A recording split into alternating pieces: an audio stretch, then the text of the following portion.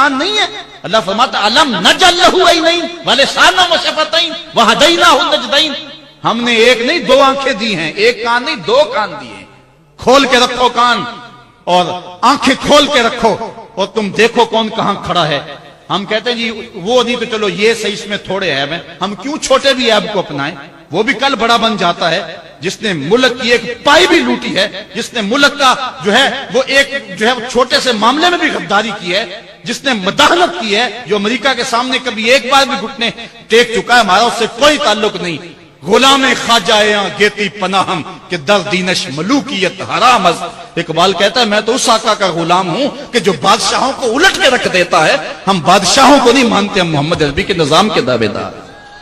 میں نے سیالکوٹ میں کچھ باتیں کی تو کئی لوگ پریشان، تو یہ اسلام پھیلا۔ میں اور آپ اللہ کا شکر ادا کریں کہ ہم مسلمان ہیں، اور اللہ کا اس کے رسول کا شکریہ ادا کرنے کے بعد ہم ان بزرگوں کے شکر گزار ہوں جن کے کردار کی چمک سے ہمارے آباء و اجداد نے دین لیا۔ اگر یہ بزرگ یہاں نہ آتے تو ہماری 7ویں 8ویں 10ویں 15ویں پشت میں ہمارے آباء و اجداد مسلمان ہوئے تھے، تو آج اللہ کا شکر ہے ہم بھی مسلمان ہیں، اور اگر وہ مسلمان نہ ہوئے ہوتے تو شاید آج ہم کسی بت کے آگے ہاتھ جوڑ کے کھڑے ہوتے۔ تو آج اللہ کا شکر ہے کہ ہمارے اندر پاکیزگی ہے، ہمارے اندر طہارت ہے، تو یہ فیضان ہے ان بزرگان دین کا جنہوں نے ہمارے آباء و اجداد کے قلوب کی تطہیر کی، ان کے دماغ کو پاکیزگی دی، ان کے خیالوں کو طہارت بخش، اور ان کی پیشانیاں بتوں کے چرنوں سے اٹھا کے ایک مالک کی دہلیز پہ رکھی۔ تو آج اگر ہمارے خون کے اندر وفا ہے تو ہم ان بزرگوں کے کبھی بھی ناسپاس اور ناشکر گزار نہیں ہو سکتے ہیں، اس لیے کہ بر صغیر پاک و ہند کے اندر جتنی بھی روشنی اسلام کی، جتنی بھی روشنی ایمان کی زور پہ پیدا ہے۔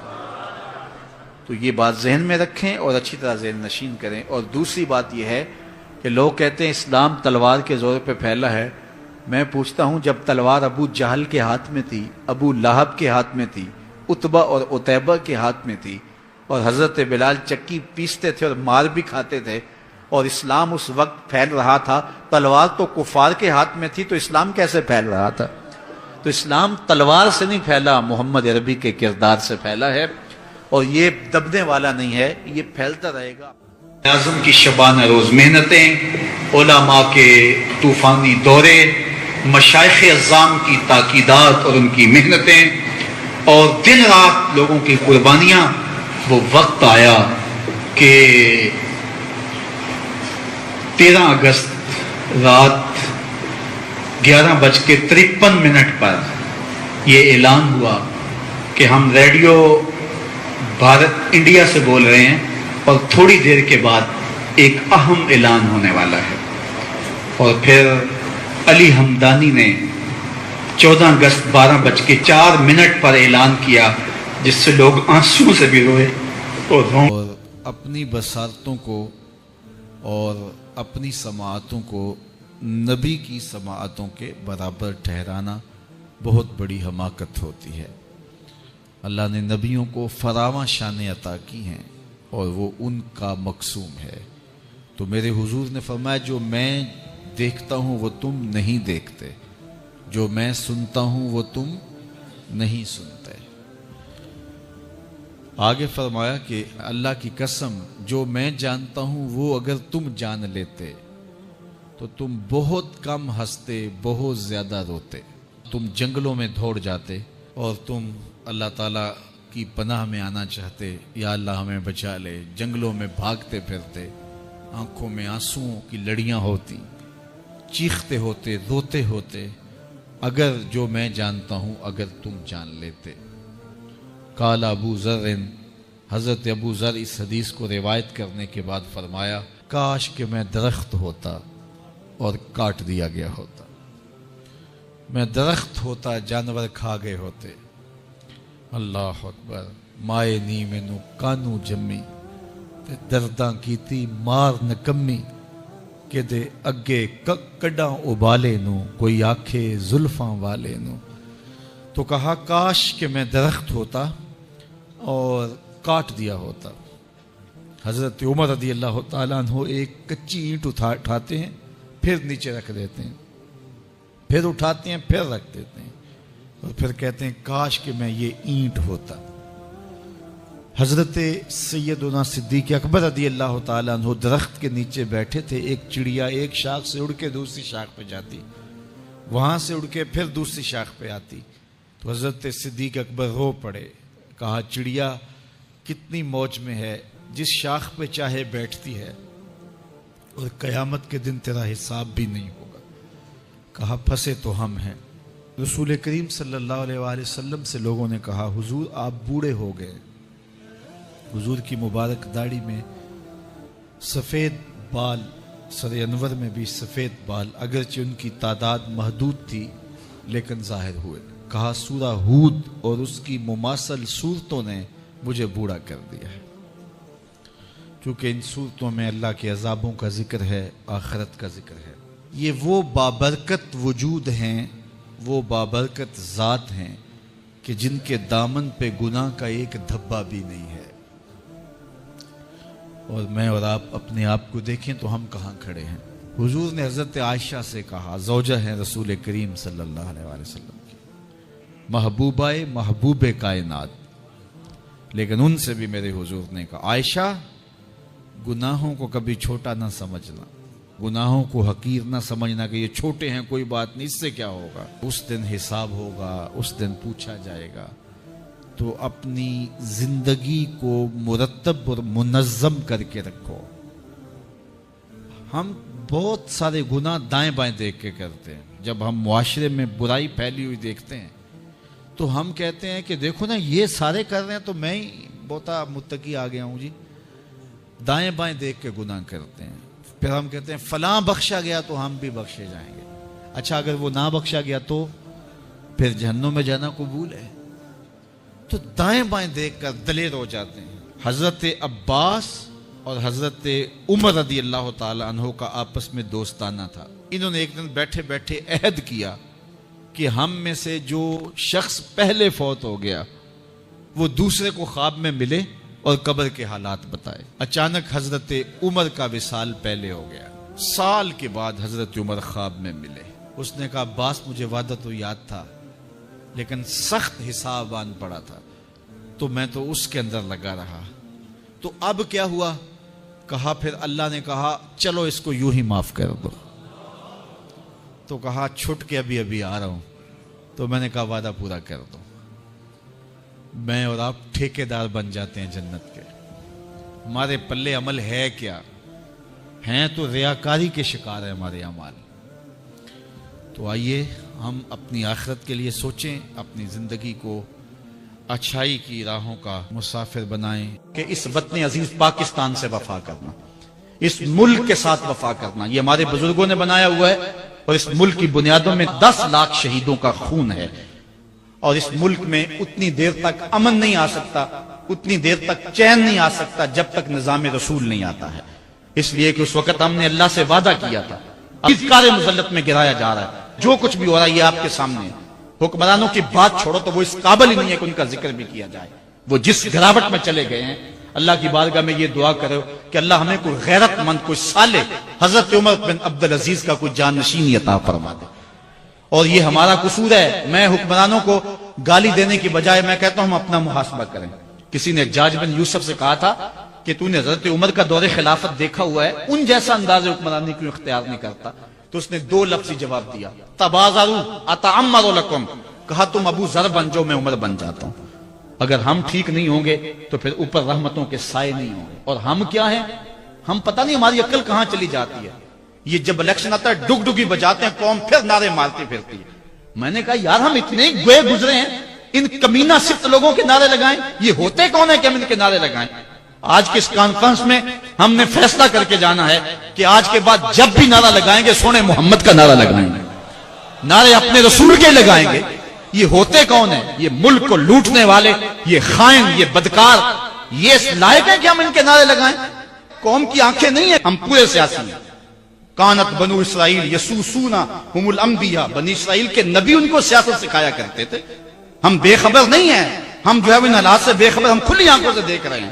اور ہم جانتے ہیں کہ اس ملک کا خیر خواہ کون ہے، اس ملک کا دشمن کون ہے۔ یہ ملک کسی کے جہیز میں نہیں ملا، شہیدوں کے خون پر یہ ملک قائم ہوا ہے۔ پوچھو ان بوڑھوں سے جو آگ اور خون کا سمندر گزر کر کے آئے ہیں، وہ شخص آج بھی موجود ہے کہ جس شخص نے مجھے یہ کہانی خود سنائی، وہ کہتا ہے کہ ہم ایک کماد کے کھیت میں چھپ گئے سکھوں سے بچتے ہوئے، اور وہ بیٹیاں اٹھا کے لے جاتے تھے، تو ایک بچہ تھا کھیت کے اندر گرمی کی وجہ سے وہ روتا تھا، اور باہر سکھ تھے گزر رہے تھے، تو سارے اس کی ماں کی طرف گھور گھور کے دیکھنے لگے کہ یہ بچہ ہمیں پکڑوا دے گا، تو ماں نے اپنے ہاتھوں سے اس بچے کا گلا دبا دیا۔ پاکستان یوں ہی نہیں بنا ہے، ماؤں کی گود سے بچے چھینے گئے اور کفام کی نوک پہ چڑھائے گئے، اور پھر ان بچوں کو پٹک کے زمین پہ مارا گیا، ان کے پیٹ پھٹے، انتڑیاں پھیل گئیں۔ ماں نے کیا کہا؟ پاکستان کا مطلب کیا؟ لا الہ الا اللہ۔ آج وہ ماں نہیں پوچھے گی تم کو، آج وہ بچہ قیامت میں ان حکمرانوں کا گریبان نہیں کھینچے گا۔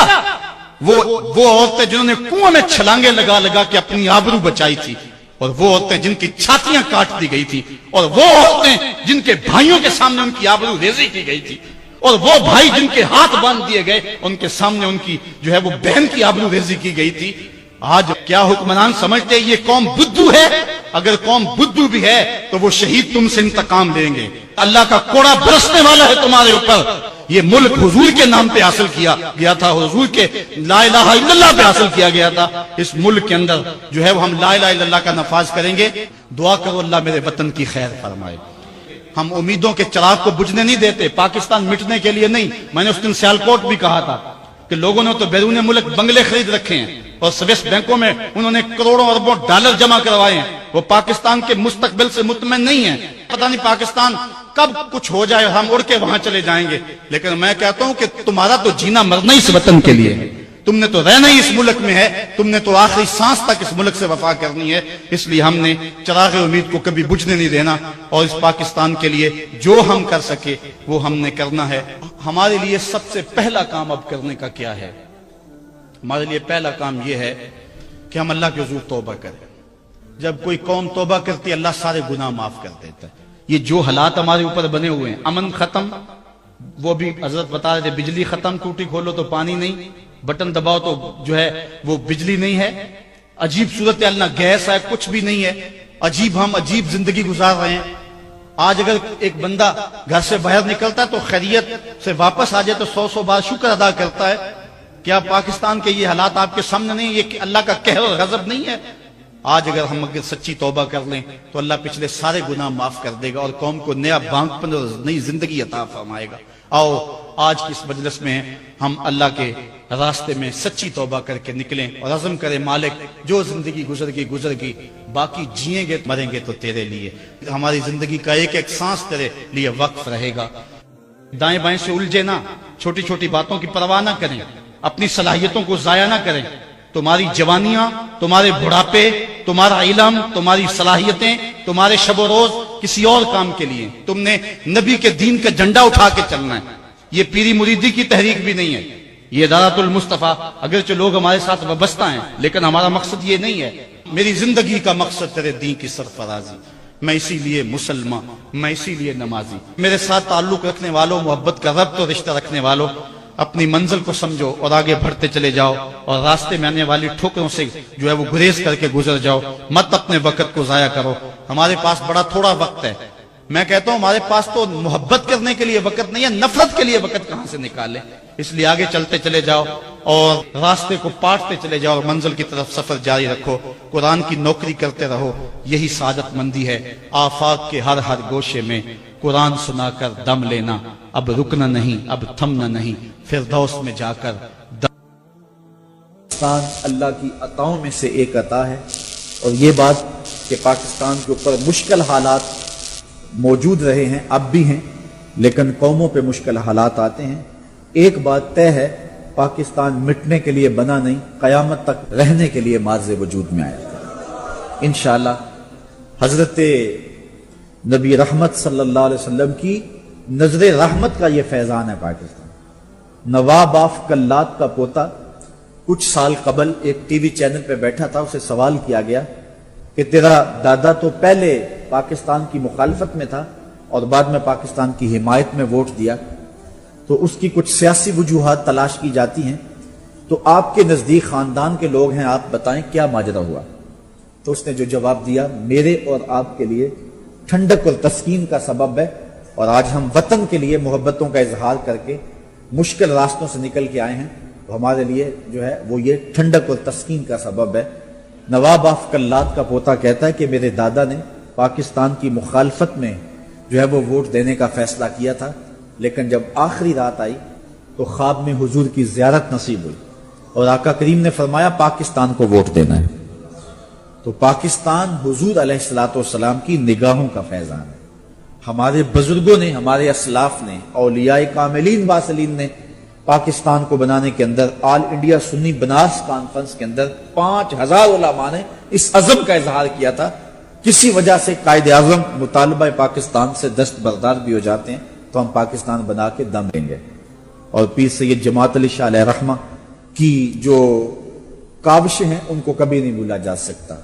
نصاب کے اندر کون داخل ہو گیا اور کس کو خارج کر دیا گیا، ہم نے اپنی تاریخ منبر و محراب کے ذریعے سے زندہ رکھنی اور باقی رکھنی۔ ہمارے اسلاف نے اس پاکستان کی بنیادوں میں اپنا خون پیش کیا تھا۔ علامہ فضل حق خیر آبادی سے لے کر کے جو ہے پیر سید جماعت علی شاہ صاحب تک کی کہانیاں جو ہے وہ دنیا کے سامنے ہیں۔ تو آئیے آج ہم اپنے وطن کے ساتھ محبتوں کا اظہار یوں بھی کر سکتے ہیں کہ ہم سجدوں میں سر رکھ کے اللہ کی بارگاہ میں عرض کریں، مالک میرے وطن کی مانگ سلامت رکھنا، اور میرے وطن کے ایک ایک گوشے کی، کھیتوں کی، کھلیانوں کی، شہروں کی، بستیوں کی، مرد و زن کی خیر فرمانا، اور اپنا خاص کرم فضل ہم سب کے شامل حال فرمانا۔ صاحب مدارک نے لکھا کہ آقا کریم علیہ السلام کے وصال کے 3 دن بعد ایک عربی، ایک دیہاتی دور دراز سے سفر کر کے حضور کے روضہ انور پہ حاضر ہوا۔ آرزوؤں کا جہاں آباد کیے وہ کہاں سے چلا اور کشاں کشاں سفر کرتا ہوا یہاں آ پہنچا۔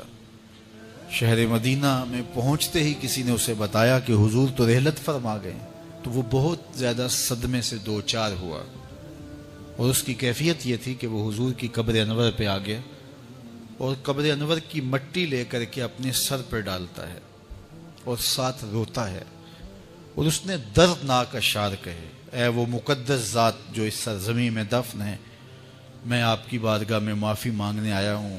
تو وہ یہ عرض کرتا ہوا، روتا ہوا وہاں فریاد کر رہا تھا کہ میں تو معافی کے بغیر جاؤں گا نہیں۔ تو صاحب مدارک نے لکھا ہے، فنودیا من القبر انہو قد غفر لک، گنبد خضرا سے آواز آئی، جا تیرے گناہ معاف کر دیے گئے۔ امام عطبی نے لکھا ہے، کتاب الشامل میں بھی ہے، اور بھی لوگوں نے لکھا، تفسیر ابن کثیر مکی کی بڑی معتبر تفسیر مانی جاتی ہے، اور بہت سارے مکاتب فکر کے لوگ اس پر متفق ہیں۔ اور بھی لوگوں نے لکھا ہے کہ حضور کے وصال کے کچھ عرصہ بعد امام عطبی کہتے ہیں کہ میں حضور کے روضہ انور کے قریب بیٹھا تھا کہ ایک شخص آیا اور اس نے حضور کی بارگاہ میں گناہوں کی بخشش اور مغفرت کا سوال کیا، اور اتنی ضد کی کہ جس طرح کوئی اڑی کر جاتا ہے تو اس طرح وہ بہت زیادہ ضد کرتا تھا اور بار بار کہتا تھا، یہ تو مستغفرا لذنبی، میں اپنے گناہوں کی بخشش و مغفرت کے لیے آیا ہوں اور اس کے بغیر نہیں جاؤں گا۔ تو وہ اس طرح بات کر رہا تھا۔ تو امام عطبی کہتے ہیں کہ وہ چلا گیا تو میری آنکھ لگ گئی، جب آنکھ لگی تو حضور کی مجھے زیارت نصیب ہوئی، اور آقا کریم نے فرمایا، قم یا عطبی، اے عطبی اٹھو اور اس عربی کو، اس دیہاتی کو تلاش کرو، اور جب تمہیں مل جائے فبشرہ بالجنہ، میری جانب سے جنت کی بشارت دے دو۔ تو وہاں جود ہے، عفاف ہے، وہاں آج بھی رحمت کا باڑا بٹ رہا ہے، انوار برستے ہیں، اور جو وہاں جاتا ہے وہ حضور کی بارگاہ میں جو عرض کرتا ہے آنے والے کی فریاد سنی جاتی ہے۔ حضرت امام احمد بن حنبل، حضرت امام شافعی اور حضرت امام اعظم ابو حنیفہ علیہم الرضوان، ان تینوں کا قول یہ ہے کہ جو کوئی حضور کے روضے پہ جائے، ادب سے سلام پیش کرے، ہاتھ باندھ کے کھڑا ہو۔ ہمارے حناف نے کتابوں میں لکھا ہے، یاکفو کما یاکف المصلی، جس طرح نمازی ہاتھ باندھ کے دست بستہ کھڑا ہوتا ہے حضور کی بارگاہ میں، یوں ادب سے کھڑے ہوں اور حضور کے روضے کی طرف رخ ہو اور سلام عرض کیا جائے. تو یہ تمام کہتے ہیں وہاں جائیں اور سلام پیش کریں، ادب سے حضور سے شفاعت کی درخواست کریں اور کہیں کہ ہم حضور کے روضے کی زیارت کر کے آئے ہیں. لیکن امام مالک، امام دار الہجرہ، وہ فرماتے ہیں جب کوئی حضور کے روضے پہ جائے تو یہ نہ کہے کہ میں حضور کے روضے کی زیارت کر کے آیا ہوں، وہ یہ کہے میں حضور کی زیارت کر کے آیا ہوں. اس لیے کہ آقا کریم نے فرمایا من زارا قبری بعد وفاتی فکأنما زارنی فی حیاتی، جس نے میری قبر کی میری وفات کے بعد زیارت کی وہ ایسے ہے جس طرح اس نے میری زیارت کی. تو اس اذعان کے ساتھ کہ میں حضور کے روبرو کھڑا ہوں اور آقا کریم علیہ الصلوۃ والسلام جو ہے وہ میری فریاد کو سن رہے ہیں اور جو میں کہہ رہا ہوں اس کو سماعت کر رہے ہیں، اور آقا کریم کرم بھی فرماتے ہیں، اپنے غلاموں کی ضروریات کو پورا بھی فرماتے ہیں. چونکہ اللہ نے انہیں قاسم بنایا ہے، اللہ عطا کرتا ہے، محبوب بانٹتے ہیں. تو وہاں ادب سے محبت سے پیش کیا گیا سلام. بہر صورت قبول ہوتا ہے، عقیدتوں کے سانچے میں ڈھل کر کے ادب کے انداز میں جب وہاں حاضری دی جائے تو پھر یقیناً وہاں سے جو ہے وہ محسوسات کی دنیا میں یا روحانی دنیا کے اندر جو لوگ بستے ہیں وہ یہ کیفیات پاتے بھی ہیں اور دیکھتے بھی ہیں کہ وہاں سے کتنے انوار بڑھ رہے ہیں.